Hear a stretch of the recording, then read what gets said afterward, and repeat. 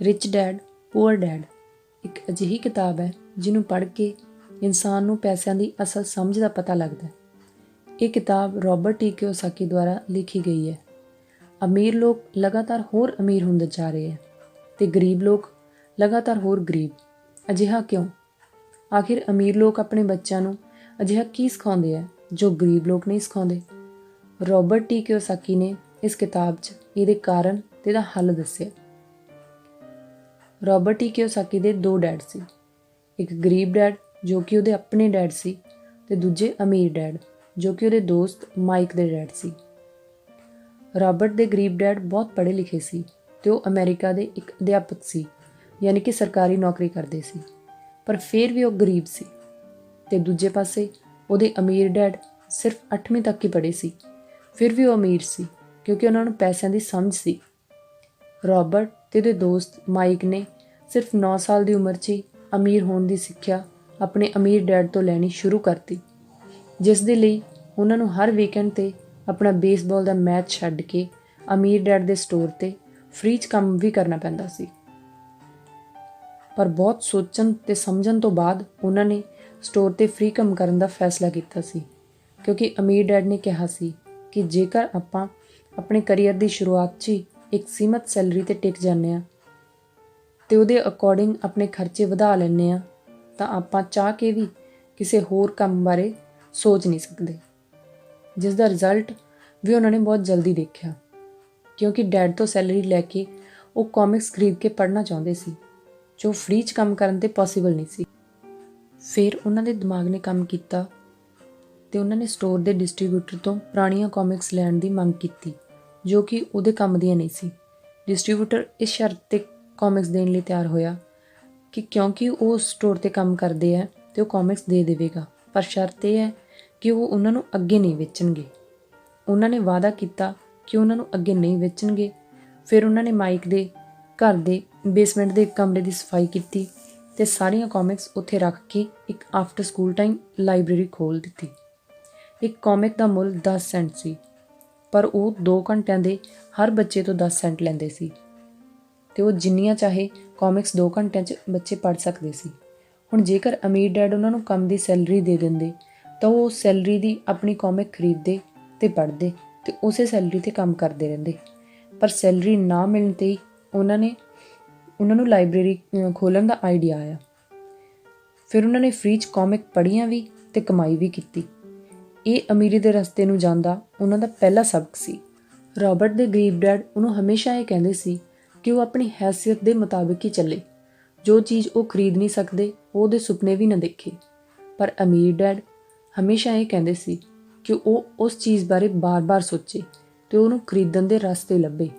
ਉਹਦੇ ਗਰੀਬ ਡੈਡ ਉਹਨੂੰ ਕਹਿੰਦੇ ਸੀ ਕਿ ਤੂੰ ਮਨ ਲਾ ਕੇ ਪੜ੍ਹ ਤਾਂ ਕਿ ਇੱਕ ਵਧੀਆ ਨੌਕਰੀ ਲੈ ਸਕੇ, ਪਰ ਅਮੀਰ ਡੈਡ ਕਹਿੰਦੇ ਸੀ ਕਿ ਤੂੰ ਮਨ ਲਾ ਕੇ ਪੜ੍ਹ ਪਰ ਆਪਣੀ ਕੰਪਨੀ ਖੋਲ੍ਹ ਤਾਂ ਕਿ ਤੂੰ ਹੋਰ ਬਹੁਤ ਸਾਰੇ ਲੋਕਾਂ ਨੂੰ ਨੌਕਰੀਆਂ ਦੇ ਸਕੇ।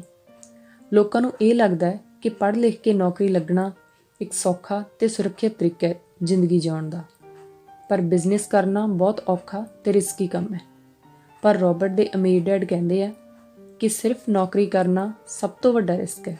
ਇਨਸਾਨ ਪੜ੍ਹ ਲਿਖ ਕੇ ਨੌਕਰੀ ਲੱਗ ਜਾਂਦਾ ਹੈ, ਵਿਆਹ ਕਰਵਾਉਂਦਾ ਹੈ ਅਤੇ ਉਸ ਨੌਕਰੀ ਦੇ ਆਧਾਰ 'ਤੇ ਲੋਨ ਲੈ ਕੇ ਵੱਡਾ ਘਰ, ਵੱਡੀ ਕਾਰ ਅਤੇ ਹੋਰ ਸਮਾਜਿਕ ਜ਼ਰੂਰਤਾਂ ਪੂਰੀਆਂ ਕਰਦਾ ਹੈ ਅਤੇ ਸਾਰੀ ਜ਼ਿੰਦਗੀ ਬੈਂਕ ਦੇ ਕਰਜ਼ੇ ਦਾ ਭਾਰ ਆਪਣੇ ਮੋਢਿਆਂ 'ਤੇ ਢੋਂਦਾ ਰਹਿੰਦਾ ਹੈ।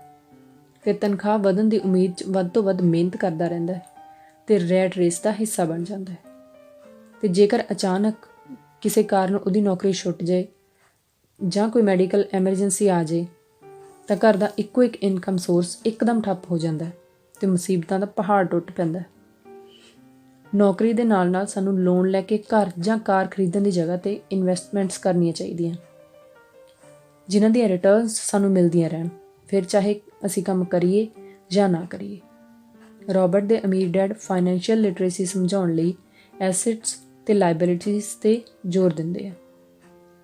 ਐਸਿਟਸ ਮਤਲਬ ਉਹ ਚੀਜ਼ਾਂ ਜਿਨ੍ਹਾਂ ਨੂੰ ਖਰੀਦਣ ਤੋਂ ਬਾਅਦ ਸਾਨੂੰ ਉਹਨਾਂ ਤੋਂ ਆਮਦਨ ਆਉਣੀ ਸ਼ੁਰੂ ਹੋ ਜੇ, ਯਾਨੀ ਕਿ ਸਾਡੇ ਲਈ ਇੱਕ ਸਾਈਡ ਇਨਕਮ ਜਨਰੇਟ ਹੋ ਜੇ। ਅਤੇ ਲਾਇਬਿਲਿਟੀਜ਼ ਉਹ ਹੁੰਦੀਆਂ ਨੇ ਜਿਨ੍ਹਾਂ 'ਤੇ ਪੈਸਾ ਲਾਉਣ ਤੋਂ ਬਾਅਦ ਵੀ ਉਹ ਸਾਡੀ ਜੇਬ 'ਚੋਂ ਪੈਸਾ ਕੱਢਦੀਆਂ ਹੀ ਰਹਿੰਦੀਆਂ, ਜਿਵੇਂ ਕਿ ਰੀਅਲ ਏਸਟੇਟ, ਸਟਾਕ ਮਾਰਕੀਟਿੰਗ, ਤੇ ਮਿਊਚੁਅਲ ਫੰਡਸ ਸਾਡੇ ਲਈ ਐਸੈਟਸ ਨੇ ਜੋ ਇੱਕ ਵਾਰ ਪੈਸਾ ਲਾਉਣ ਤੇ ਸਾਨੂੰ ਸਾਡਾ ਲੱਗਿਆ ਪੈਸਾ ਤਾਂ ਵਾਪਸ ਮੋੜਦੇ ਹੀ ਹੈ, ਉਸ ਤੇ ਲੱਗੇ ਹੋਏ ਪੈਸੇ ਨੂੰ 10 ਗੁਣਾ ਵੀ ਕਰ ਦਿੰਦੇ ਆ ਕਈ ਵਾਰ। ਤੇ ਦੂਜੇ ਪਾਸੇ ਲਾਇਬਿਲਿਟੀਜ਼ ਨੇ ਸਾਡੇ ਘਰ, ਕਾਰਾਂ ਤੇ ਹੋਰ ਮਹਿੰਗੀਆਂ ਚੀਜ਼ਾਂ ਜੋ ਅਸੀਂ ਸ਼ਾਪਿੰਗ ਦਾ ਸ਼ੌਕ ਕਹਿ ਕੇ ਖਰੀਦਦੇ ਹਾਂ। ਐਸੈਟਸ ਮਤਲਬ ਸੰਪत्ति ਤੇ ਲਾਇਬਿਲਿਟੀਜ਼ ਮਤਲਬ ਦੇਣਦਾਰੀਆਂ। ਅਮੀਰ ਡੈਡ ਕਹਿੰਦੇ ਆ ਕਿ ਆਪਣੀ ਸੰਪत्ति ਵਾਲੇ ਕਾਲਮ ਨੂੰ ਹਮੇਸ਼ਾ ਮਜ਼ਬੂਤ ਬਣਾਉਂਦੇ ਰਹੋ। ਤੁਹਾਡੀ ਸੰਪत्ति 'ਚ ਲੱਗਿਆ ਇੱਕ ਇੱਕ ਪੈਸਾ ਤੁਹਾਡੇ ਲਈ ਕੰਮ ਕਰਦਾ ਰਹਿੰਦਾ ਹੈ ਤੇ ਇਸੇ ਤਰ੍ਹਾਂ ਪੀੜ੍ਹੀਆਂ ਤੱਕ ਹੀ ਕਰਦਾ ਰਹਿੰਦਾ ਹੈ। ਆਪਣੀ ਨੌਕਰੀ ਨੂੰ ਵੀ ਨਾਲ ਜਾਰੀ ਰੱਖੋ, ਪਰ ਆਪਣੀ ਸੰਪत्ति ਵਾਲੇ ਕਾਲਮ ਨੂੰ ਹਮੇਸ਼ਾ ਵਧਾਉਂਦੇ ਰਹੋ। ਰੋਬਰਟ ਕਹਿੰਦੇ ਆ ਕਿ ਅਮੀਰ ਤੇ ਮਿਡਲ ਕਲਾਸ ਲੋਕਾਂ 'ਚ ਸਭ ਤੋਂ ਵੱਡਾ ਫਰਕ ਇਹੀ ਹੈ ਕਿ ਅਮੀਰ ਲੋਕ ਪਹਿਲਾਂ ਆਪਣੀ ਸੰਪत्ति ਬਣਾਉਂਦੇ ਆ ਤੇ ਫਿਰ ਉਹ ਆਪਣੇ ਸ਼ੌਕ ਪੁਗਾਉਂਦੇ ਆ ਤੇ ਐਸ਼ੋ ਆਰਾਮ ਦੀਆਂ ਚੀਜ਼ਾਂ ਖਰੀਦਦੇ ਆ। ਪਰ ਇਹਦੇ ਉਲਟ ਆਮ ਮਿਡਲ ਕਲਾਸ ਲੋਕ ਜਿਉਂ ਹੀ ਪੈਸਾ ਆਉਂਦਾ ਹੈ ਤਾਂ ਉਹਦੇ ਨਾਲ ਐਸ਼ੋ ਆਰਾਮ ਦੀਆਂ ਚੀਜ਼ਾਂ ਖਰੀਦਦੇ ਆ ਜੋ ਕਿ ਲਾਇਬਿਲਿਟੀਜ਼ ਨੇ, ਜਿਸ ਨਾਲ ਆਇਆ ਪੈਸਾ ਤਾਂ ਜਾਂਦਾ ਹੀ ਹੈ ਬਲਕਿ ਹੋਰ ਵੀ ਨਵਾਂ ਖਰਚ ਤਿਆਰ ਹੋ ਜਾਂਦਾ ਹੈ। ਰੋਬਰਟ ਕਹਿੰਦੇ ਕਿ ਅਮੀਰ ਬਣਾਉਣ ਦੀ ਕੋਚਿੰਗ ਕਲਾਸਿਸ 'ਚ ਐਜ਼ ਅ ਟੀਚਰ ਉਹਨਾਂ ਨੇ ਦੇਖਿਆ ਕਿ ਵਿਅਕਤੀ ਦੀ ਪ੍ਰਤਿਭਾ ਦਾ ਸਭ ਤੋਂ ਵੱਡਾ ਦੁਸ਼ਮਣ ਹੈ ਬਹੁਤ ਜ਼ਿਆਦਾ ਡਰ ਤੇ ਆਪਣੇ ਆਪ ਦੀ ਸਮਰੱਥਾ ਦੇ ਬਾਰੇ 'ਚ ਸ਼ੱਕ। ਉਹ ਕਹਿੰਦੇ ਕਿ ਇਹ ਜਾਣ ਕੇ ਮੈਨੂੰ ਬਹੁਤ ਦੁੱਖ ਹੁੰਦਾ ਹੈ ਕਿ ਕਈ ਵਿਦਿਆਰਥੀ ਜਵਾਬ ਜਾਣਦੇ ਸੀ ਪਰ ਉਹਨਾਂ 'ਚ ਜਵਾਬ ਦੇਣ ਦੀ ਹਿੰਮਤ ਨਹੀਂ ਸੀ। ਅਸਲ ਜ਼ਿੰਦਗੀ 'ਚ ਕਈ ਵਾਰ ਸਮਾਰਟ ਲੋਕ ਅੱਗੇ ਨਹੀਂ ਵੱਧ ਪਾਉਂਦੇ ਪਰ ਬਹਾਦਰ ਲੋਕ ਵੱਧ ਜਾਂਦੇ ਆ। ਅੱਗੇ ਵਧਣ ਲਈ ਬਹਾਦਰੀ ਦੇ ਨਾਲ ਆਰਥਿਕ ਸਮਝ ਹੋਣੀ ਵੀ ਬਹੁਤ ਜ਼ਰੂਰੀ ਹੈ।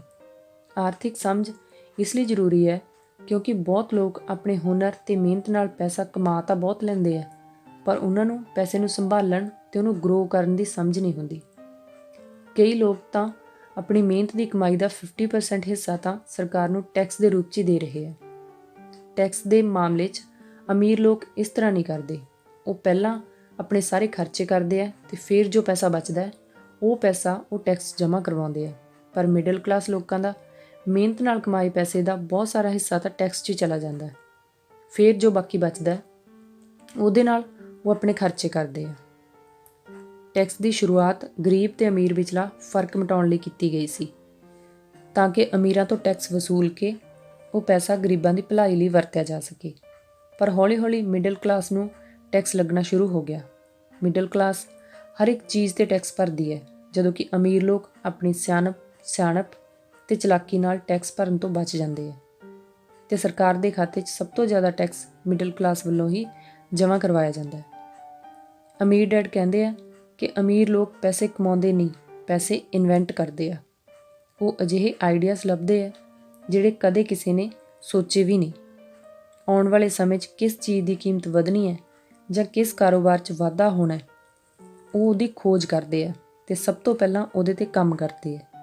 ਜਦੋਂ ਤੱਕ ਆਮ ਲੋਕਾਂ ਨੂੰ ਉਸ ਚੀਜ਼ ਬਾਰੇ ਪਤਾ ਲੱਗਦਾ ਹੈ ਅਮੀਰ ਲੋਕ ਉਹਦੇ ਤੋਂ ਕਰੋੜਾਂ ਰੁਪਏ ਕਮਾ ਚੁੱਕੇ ਹੁੰਦੇ ਆ। ਅਮੀਰ ਲੋਕ ਅਜਿਹੇ ਮੌਕੇ ਲੱਭਦੇ ਆ ਜਿਹੜੇ ਦੂਜਿਆਂ ਨੂੰ ਦਿਖਾਈ ਨਹੀਂ ਦਿੰਦੇ। ਦੂਜੇ ਲੋਕ ਆਪਣੀਆਂ ਅੱਖਾਂ ਨਾਲ ਵੀ ਉਹਨਾਂ ਮੌਕਿਆਂ ਨੂੰ ਦੇਖ ਨਹੀਂ ਪਾਉਂਦੇ ਜਿਨ੍ਹਾਂ ਨੂੰ ਅਮੀਰ ਲੋਕ ਆਪਣੇ ਦਿਮਾਗ ਨਾਲ ਦੇਖ ਲੈਂਦੇ ਆ। ਜੇਕਰ ਆਪਾਂ ਨੂੰ ਖੁਦ ਨੂੰ ਅਜਿਹੇ ਮੌਕੇ ਨਹੀਂ ਲੱਭਦੇ ਤਾਂ ਉਸ ਇਨਸਾਨ ਦੀ ਸਲਾਹ ਲਓ ਜੋ ਉਸ ਕੰਮ 'ਚ ਮਾਹਰ ਹੋਵੇ। ਕਿਸੇ ਤੋਂ ਕੁਝ ਸਿੱਖਣ ਲਈ ਉਹਦੇ ਸਾਹਮਣੇ ਨੀਵਾਂ ਹੋਣ ਨੂੰ ਵੀ ਰੋਬਰਟ ਫਾਇਦੇ ਦਾ ਸੌਦਾ ਹੀ ਕਹਿੰਦੇ ਆ।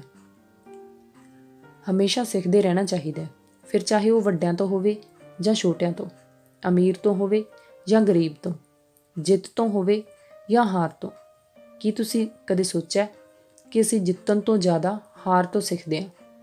ਕਿਉਂਕਿ ਹਾਰਾਂ ਤਜਰਬੇ ਦਿੰਦੀਆਂ ਤੇ ਜਿਸ ਦੇ ਕੋਲ ਤਜਰਬਾ ਹੈ ਉਹ ਜ਼ਿੰਦਗੀ 'ਚ ਅੱਗੇ ਜਾ ਕੇ ਕਦੇ ਵੀ ਮਾਰ ਨਹੀਂ ਖਾਂਦਾ। ਸਿੱਖਣ ਲਈ ਸਭ ਤੋਂ ਵੱਡਾ ਗਿਆਨ ਦਾ ਕੇਂਦਰ ਹੈ ਕਿਤਾਬਾਂ। ਕਿਤਾਬਾਂ ਪੜ੍ਹਨ ਦੀ ਆਦਤ ਇਨਸਾਨ ਨੂੰ ਹਮੇਸ਼ਾ ਸਫਲਤਾ ਵੱਲ ਹੀ ਲੈ ਕੇ ਜਾਂਦੀ ਹੈ।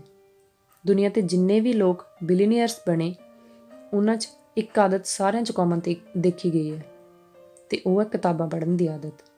ਇੱਕ ਸਫਲ ਵਿਅਕਤੀ ਦੀ ਜ਼ਿੰਦਗੀ 'ਤੇ ਲਿਖੀ ਇੱਕ ਕਿਤਾਬ ਪੜ੍ਹ ਕੇ ਅਸੀਂ ਉਹਦੀ ਪੂਰੀ ਜ਼ਿੰਦਗੀ ਨੂੰ ਕੁਝ ਘੰਟਿਆਂ 'ਚ ਹੀ ਜਾਣ ਸਕਦੇ ਹਾਂ।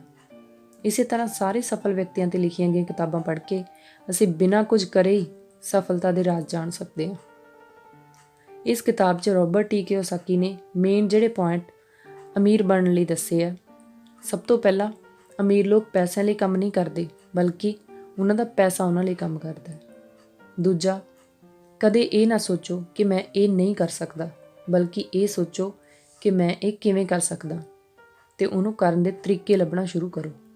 ਤੀਜਾ, ਐਸੈਟਸ ਪਹਿਲਾਂ ਖਰੀਦੋ ਤੇ ਲਾਇਬਿਲਿਟੀਜ਼ ਬਾਅਦ 'ਚ। ਚੌਥਾ, ਆਪਣੀ ਗੱਲ ਕਹਿਣ ਦਾ ਜਜ਼ਬਾ ਰੱਖੋ, ਬਹਾਦਰ ਬਣੋ, ਡਰਪੋਕ ਨਹੀਂ। ਪੰਜਵਾਂ, ਨਵੇਂ ਮੌਕੇ ਦੀ ਤਲਾਸ਼ 'ਚ ਰਹੋ। ਤੇ ਛੇਵਾਂ, ਕਿਤਾਬਾਂ ਪੜ੍ਹਨ ਦੀ ਆਦਤ ਨੂੰ ਯਕੀਨੀ ਬਣਾਓ। ਦੋਸਤੋ, ਰੋਬਰਟ ਕਹਿੰਦੇ ਆ ਕਿ 2 ਮਹਾਨ ਤੋਹਫੇ ਸਾਡੇ ਸਾਰਿਆਂ ਕੋਲ ਹੈ, ਇੱਕ ਹੈ ਸਾਡਾ ਦਿਮਾਗ ਤੇ ਇੱਕ ਹੈ ਸਾਡਾ ਸਮਾਂ। ਇਹ ਸਾਡੇ ਹੱਥ 'ਚ ਹੈ ਕਿ ਅਸੀਂ ਇਹਨੂੰ ਕਿਵੇਂ ਇਸਤੇਮਾਲ ਕਰਨਾ ਹੈ।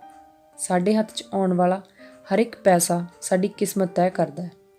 ਜੇਕਰ ਇਹਨੂੰ ਅਸੀਂ ਮੂਰਖਤਾਪੂਰਨ ਢੰਗ ਨਾਲ ਇਸਤੇਮਾਲ ਕਰਦੇ ਹਾਂ ਤਾਂ ਅਸੀਂ ਗਰੀਬ ਰਹਿਣ ਦੇ ਵਿਕਲਪ ਨੂੰ ਚੁਣਦੇ ਹਾਂ।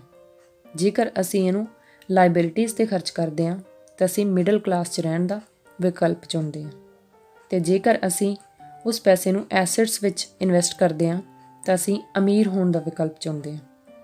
ਚੋਣ ਸਾਡੀ ਆਪਣੀ ਹੈ। ਧੰਨਵਾਦ।